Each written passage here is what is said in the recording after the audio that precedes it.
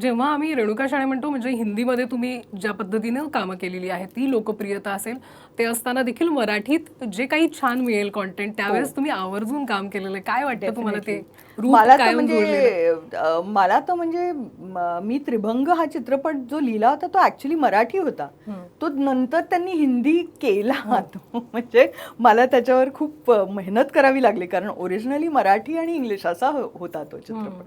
आणि माझं पहिलं म्हणजे आपण मातृभाषेबद्दलच आपण आधी विचार करतो. त्यामुळे मी काही हिंदी विचार करून लिहूच शकत नाही.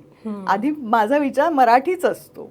आता मी रिसेंटली एक ॲनिमेशन फिल्म लिहिली आणि प्रोड्यूस केली, दिग्दर्शित केली, धावपट्टी नावाची. ती पण मराठी ॲनिमेशन फिल्म आहे, छोटी 8 मिनिटाची.